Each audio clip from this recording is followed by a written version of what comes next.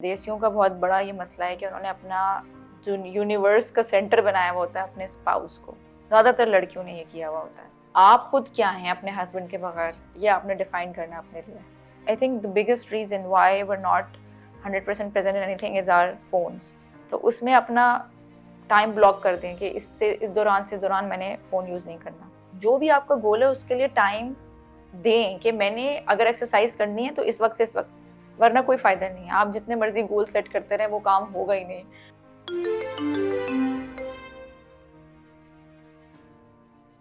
Hello अस्सलाम वालेकुम। आज हम रिकॉर्ड करने लगे for our segment self development, क्योंकि हमारे पास बहुत सारे सवाल आए हुए हैं। मैंने इंस्टाग्राम पे स्टिकर डाला था क्वेश्चन आंसर्स का।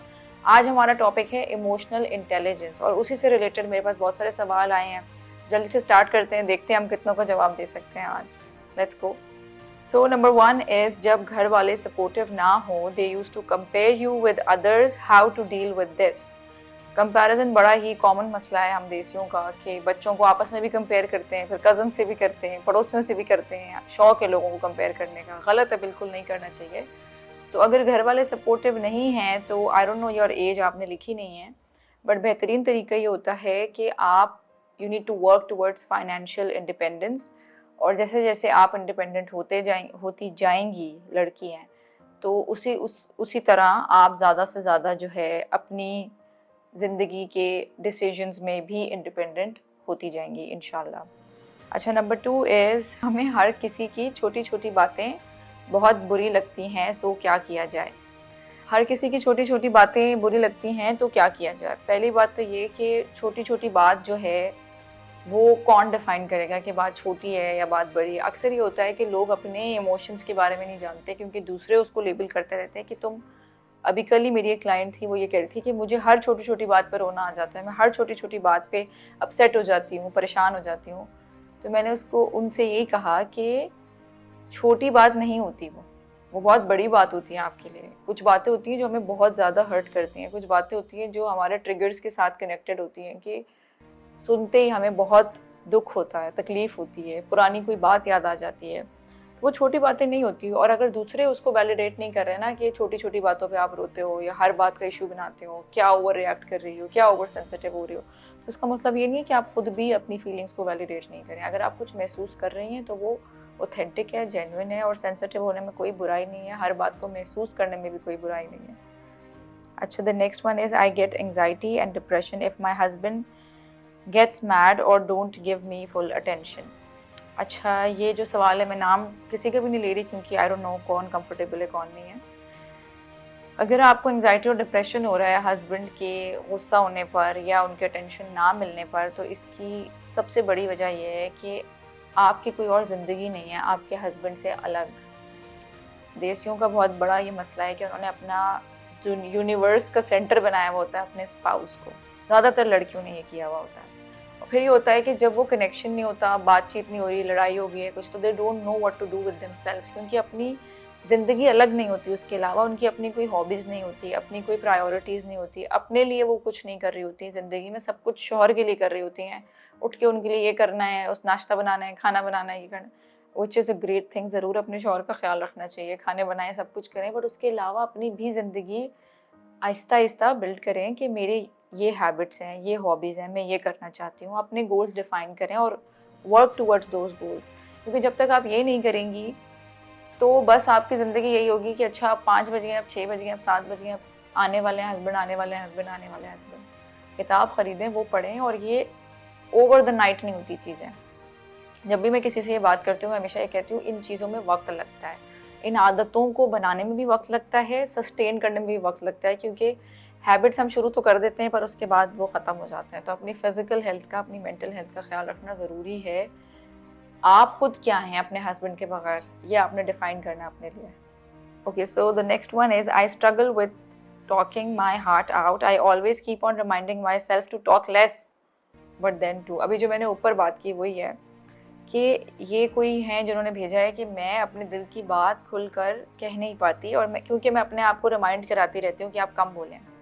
बड़ी इंटरेस्टिंग चीज़ है जो मैंने आजकल पढ़ी है अपने कोर्स में, मैं थेरेपी पढ़ रही हूँ, उसमें यही था कि इनको इंजंक्शंस कहा जाता है, कि जो मैसेजेस हम रिसीव करते हैं अपने बचपन में, वर्बली के लिए अलग टर्म है, और कुछ होते हैं जो वर्बली नहीं एक्सप्रेस करते लेकिन इनडायरेक्टली हम उनको रजिस्टर कर लेते हैं। जैसे कि इनके केस में ये है कि टॉक लेस, जैसे पेरेंट्स इनडायरेक्टली भी हमें मैसेज, कॉन्शियसली तो दे रहे होते हैं, अनकॉन्शियसली भी बहुत सारे मैसेजेस दे रहे होते हैं कि कम बोलें या आहिस्ता हंसें या इस तरह बैठें, या लड़कों को कहते हैं कि मत रो, मर्द बनो, स्ट्रॉन्ग बनो। तो ये जो सारे मैसेजेस होते हैं ना, ये स्टोर हो जाते हैं, और फिर जब हमारी बॉडी इस तरह डिज़ाइन नहीं है कि कोई एक इंसान है, चाहे वो मर्द है या वो औरत है, कि वो ना रोए, और इस तरह भी डिज़ाइन नहीं है कि एक बात है जो मेरे अंदर है और मैंने उसको एक्सप्लेन करनी है, तो ये मैं डिसाइड करूँगी कि मुझे इस बात को एक्सप्लेन करने के लिए कितने लफ्ज़ों की, अल्फाज की ज़रूरत है, और ये कोई और डिसाइड नहीं कर सकता मेरे लिए कि आप इतने वर्ड्स में इस बात को, या तुम ज़्यादा बोल रही हो, ठीक है ना। तो ये आप खुद डिसाइड करेंगे, लेकिन वो तब आएगा जब आपको खुद पता होगा कि मैं सही बात कर रही हूँ, मैं जायज़ बात कर रही हूँ, मैं ये महसूस कर रही हूँ और मैं ये डिस्क्राइब कर रही हूँ। ये खुद ही हम जब श्योर नहीं है ना, फिर दूसरे उस चीज़ का फ़ायदा उठाते हैं। How do I stop being a people pleaser, ये बहुत बड़ा मसला है और इस पर वीडियो हो चुकी है, you can go and find it, और आई विल, जिस दिन ये एपिसोड आएगा उस दिन मैं इसको लिंक भी कर दूंगी अपनी स्टोरीज़ में, तो आप लोग देख सकते हैं। अच्छा, so next one is how to balance home chores, child upbringing with our interest like book reading and studying. I think वो कट गया है। तो बैलेंस के लिए ज़रूरी है कि आप अपनी टू डू लिस्ट बनाएं सबसे पहले। अब टू डू लिस्ट में आप प्रायोरिटाइज़ करें कि ये काम है मेरे दिन के जो हर हालत आज होने, और ये काम है जो हो जाए तो अच्छी बात है, नहीं भी हो तो कोई मसला नहीं है, या फिर कल पर चले जाएं। उसमें आपने बैलेंस का मतलब ये है कि आपने 4, अगर आप कॉलम्स बना रहे हैं तो चारों कॉलम्स में आप ज़रूरी काम लिखें, जैसे कि आप उनको इस तरह, जैसे कि ये बच्चों के काम है, ये मेरे काम है, ये घर के काम है, ये हस्बैंड के साथ टाइम है, 4 उसमें डिफाइन कर दें, और फिर उसमें टाइम स्लॉट्स दे दें कि इतना वक्त बच्चों के कामों में लगाऊंगी, इतना अपने में लगाऊंगी, इतना हस्बैंड के लिए, इतना घर के लिए। तो फिर वो इक्वली डिवाइड भी हो जाएगा, और आपको at the end of the day ये भी नहीं आएगा कि अच्छा ये रह गया, वो रह गया, वो रह गया। प्रायोरिटाइज करें, हाईलाइट करें, लिस्ट ज़रूर बनाया करें। जब दिन में स्ट्रक्चर नहीं होता ना, तो बस दिन ऐसे ही आता है और ऐसे ही गुजर जाता है। अच्छा, इमोशनल इंटेलिजेंस और इमोशनल रेगुलेशन पर एक कंप्लीट वीडियो बना दें, बना चुकी हूँ यार, यूट्यूब चैनल पर देखा करें। अच्छा, so the next one is how to live current moment, stay in present. I think ये माइंडफुलनेस पे सवाल है कि हम जो अभी मैं काम कर रही हूँ उसमें 100% मैंने कैसे प्रेजेंट रहना है। तो अगेन ये भी ऐसी चीज़ नहीं है जो हमें आती हो, आई थिंक शुरू से, आई थिंक आती भी है तो हम भूल गए वक्त के साथ साथ। सोशल मीडिया का दौर है, हर किसी के हाथ में फ़ोन है, तो वो माइंडफुली प्रेजेंट रहना बहुत मुश्किल होता है, बट हम आहिस्ता आहिस्ता स्लोली इस चीज़ को सीख सकते हैं। 100% प्रेजेंट रहने के लिए मेडिटेशन ज़रूर करें, दिन के 10 मिनट अलग कर लें और उसमें बस बैठ के लंबा गहरा सांस लें। गाइडेड मेडिटेशन सेशंस होते हैं यूट्यूब पे, बड़े आसानी से मिल जाते हैं, बस आपने सर्च करना है कि गाइडेड मेडिटेशन, और फिर वो आ जाएगा सेशन, और वो प्रैक्टिस करें। और आहिस्ता आहिस्ता जो है ना, जैसे मैंने एक चीज़ शुरू की है विद माई फ्रेंड्स, उसमें हम ये कर रहे हैं कि 9 बजे वाईफाई ऑफ, रात के टिल मॉर्निंग, सुबह के 9 बजे तक।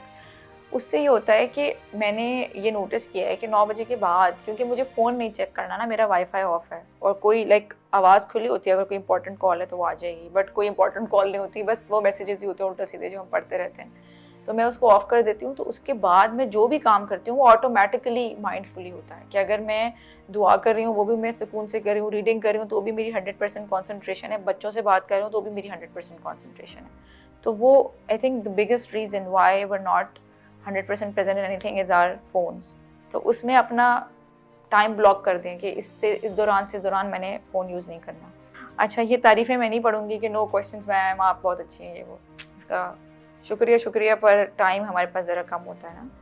How to be consistent with any positive behaviour like exercise, positive thinking, clean eating and no back biting. Consistency बड़ा मुश्किल काम है उन लोगों के लिए जिनके लिए है, और जिनके लिए जो शुरू से हैं कंसिस्टेंट हर काम में, वो बड़े आराम से ये कर लेते हैं। जैसे कि मुझे आई थिंक कंसिस्टेंसी में मसला नहीं होता, क्योंकि मैं, जिसकी बड़ी वजह आई थिंक ये है कि मेरे गोल्स बहुत ही स्लो और स्मॉल गोल्स होते हैं।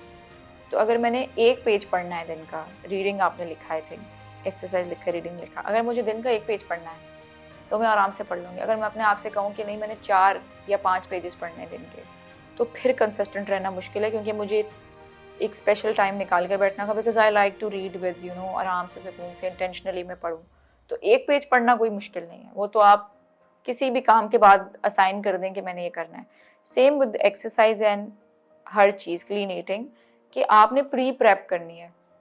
अगर आपने क्लीन ईटिंग करनी है तो आपने उसकी तैयारी करनी है। अगर आपने वर्कआउट करना है तो आपने अपने वर्कआउट के कपड़े निकाल के तैयार करके रखने हैं कि मैंने इस वक्त से इस वक्त, हर चीज़ के लिए हम गोल सेट कर लेते हैं, टाइम स्लॉट नहीं वो करते हैं, टाइम स्लॉट नहीं डिसाइड करते हैं। तो जब आप दिन प्लान करते हैं तो आप उस जो भी आपका गोल है उसके लिए टाइम दें कि मैंने अगर एक्सरसाइज करनी है तो इस वक्त से इस वक्त, वरना कोई फ़ायदा नहीं है। आप जितने मर्जी गोल सेट करते रहें वो काम होगा ही नहीं। और यही बात है कंसिस्टेंसी की, एक दिन पहले plan your day a night before और एटलीस्ट इन द मॉर्निंग, कि आपको पता हो कि जैसे अगर मुझे आज स्विमिंग जाना है तो मैंने वो टाइम निकाला हुआ है कि 4 से 5 मैंने स्विमिंग जाना है।